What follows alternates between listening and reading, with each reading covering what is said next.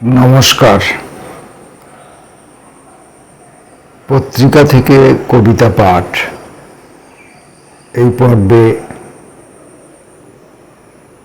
ভাষাবন্ধন পত্রিকার 2008-এর উৎসব সংখ্যা থেকে কবিতা পড়ছি।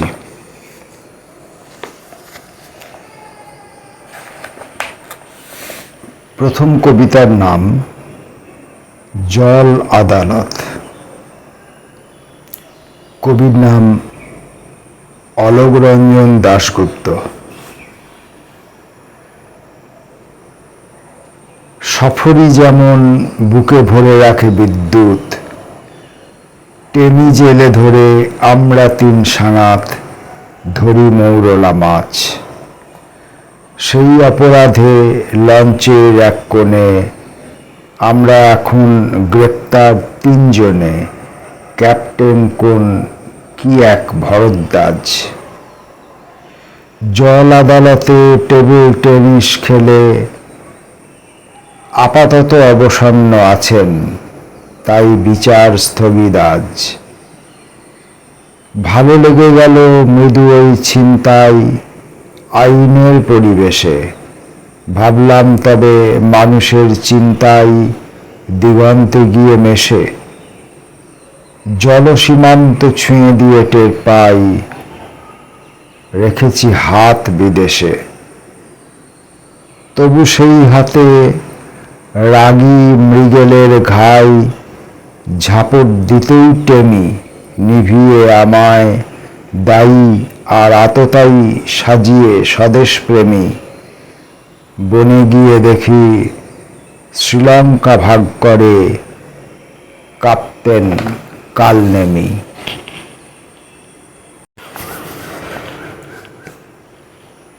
পরের কবিতা যুধিষ্ঠির উকিলের বউ। কবির নাম মানবেন্দ্র বন্দ্যোপাধ্যায়। আজও কিন্তু যুধিষ্ঠির উকিলের স্ত্রী থাকেন ওই ভাঙা পুরো বাড়িটায়।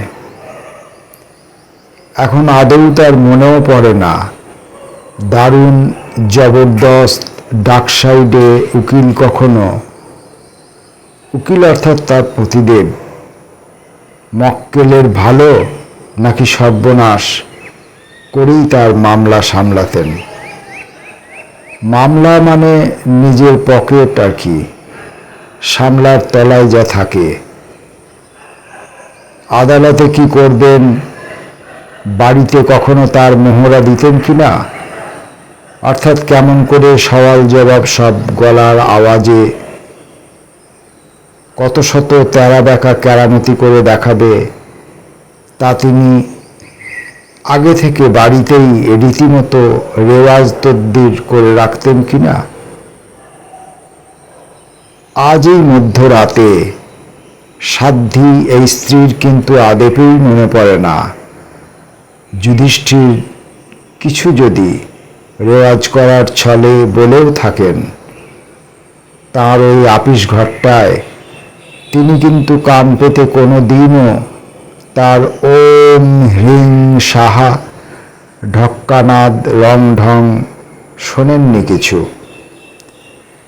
নেহাত মামলাবাজ না হলে কি কশ্চিনকালেও উকিলের কাছ থেকেই কেউ কোনো সলা কিংবা পরামর্শ নেয়?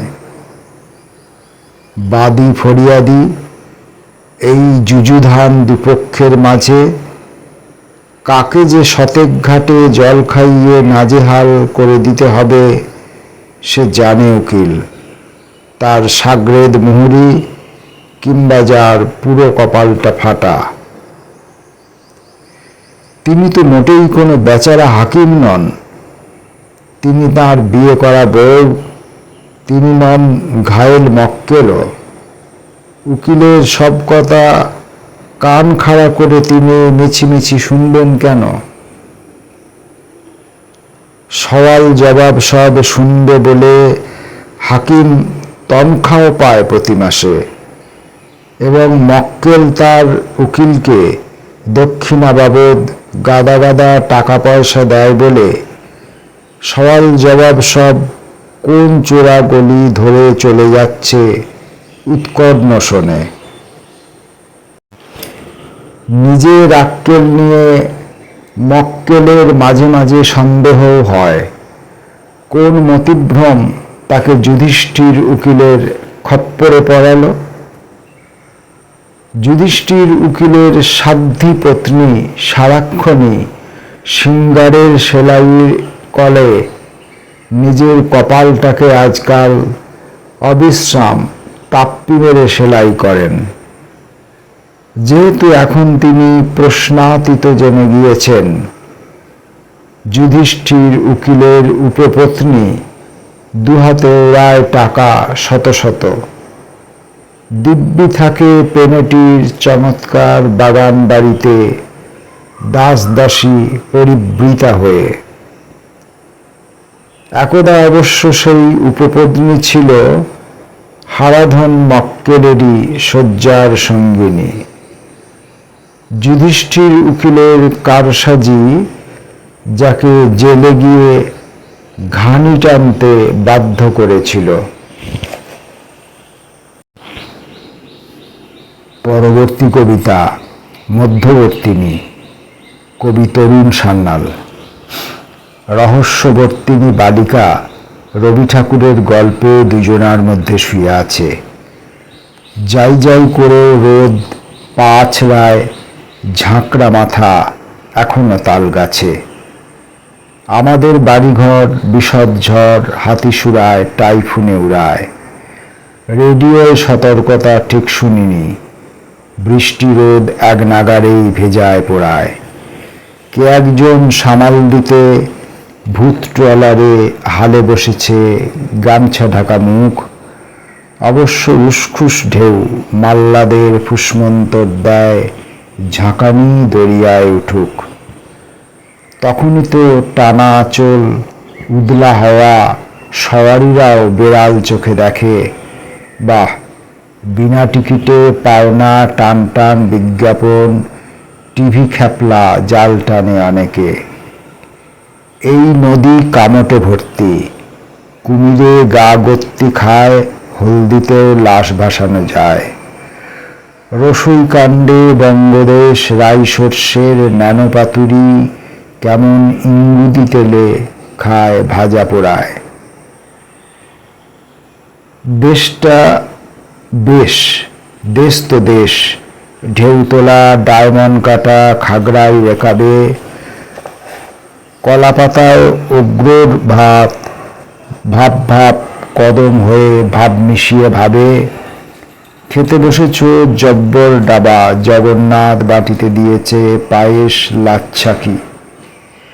টাটকা পার্শ্বে বাটা ভাজা লাউ চিংড়ি, মৌলি মচ্ছা, আচ্ছা আচ্ছা ঢেঁকি ছাটাও বাকি।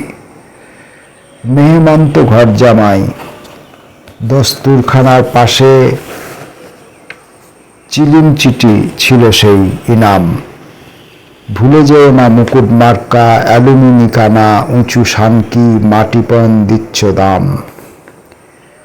কতজনই তো এটা ওটা দস্তুরি পায়, কতজনই তো চলে এসেছে শূন্য শুকনো হাতে। হাত না ধুয়ে বসে পড়েছে পংক্তি ভোজে মুরব্বির সাথে। তারপর যা হেঁটো কাটা তা লাডেন লাতিন রাজ্যে মুলাটো পরমা। চাঁদ উঠলেন চকচকে রূপা, আরমাডা ভাসানে মাও হারমাদের ক্ষমা।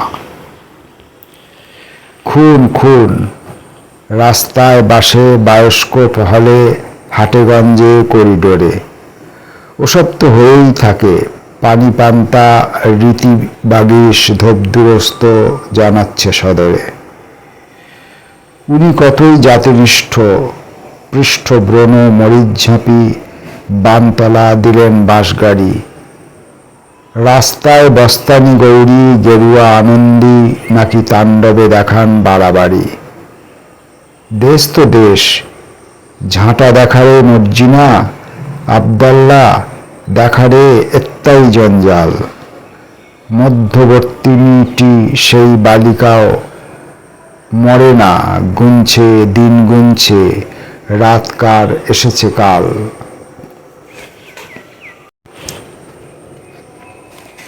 জীবন যেরকম। কবি সব্যসাচী দেব। আমাদের রাত থেকে দিনগুলো দূরে সরতে থাকে। টেবিল ল্যাম্পের নিচে নীলাভ আলো স্বপ্ন দিন বদলের লিখে যাই রোজ ঠিক নিয়ম রক্ষার মতো। ক্রিকেট ম্যাচের ধারা বিবরণী শেষে চায়ের দোকানে খুব উত্তেজনা বাড়ে। কাশ্মীরে এবার বেশ জব্দ ওরা, বড্ড বেড়েছিল। মালিকের লাথি খেয়ে ছিটকে পড়ে কিশোর ছেলেটি। আমরা চেঁচাই জোরে, শচীন কি খেলতে পারবে আর? জলে ভেসে আসে কার গলে যাওয়া সব নন্দীগ্রাম কিংবা দূর মরিচঝাপি বা বরানগরের অন্ধকার থেকে ভীষণ গরম আজ। এবার এসিটা আর না কিনলেই নয়। জাবদা ট্রাঙ্কের কোণে হলদে হয়ে যাওয়া ফটো চেনা লাগে। সে তো হাজারিবাগের জেলে গুলি খেয়ে ঠান্ডা হয়ে গেছে সেই কবে। তারপর আমাদের ডিএ বেড়ে গেছে কত। ঘরেও ফেরে না ডানা ছেঁড়া স্বপ্নগুলো। জুড়োনো দুধের পর সর্প জমে ওঠে।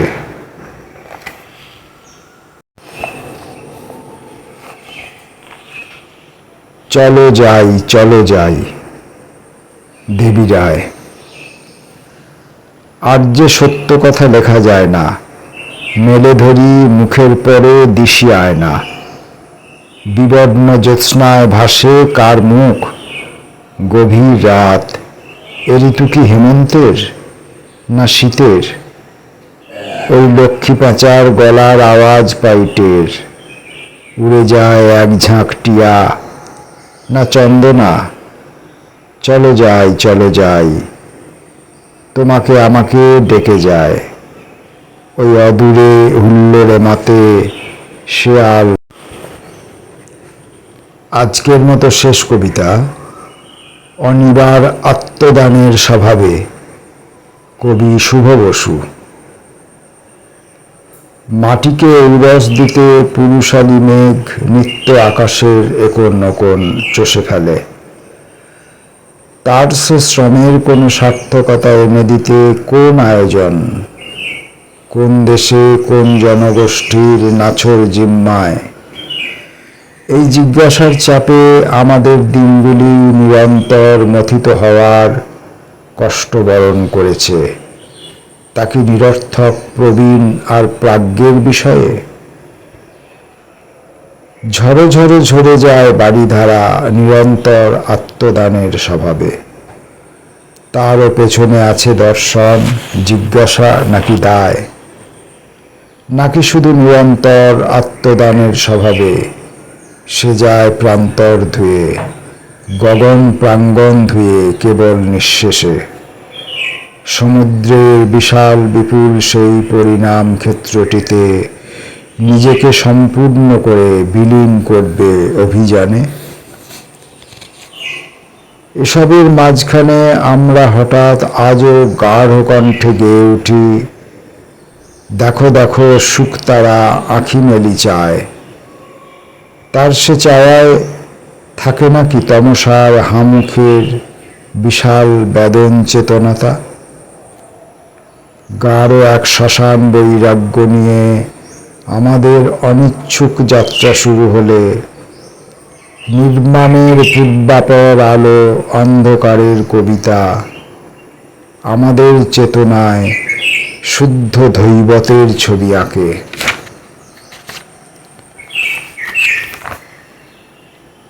ভাষাবন্ধন পত্রিকা থেকে কয়েকটি কবিতা পাঠ করলাম। নমস্কার।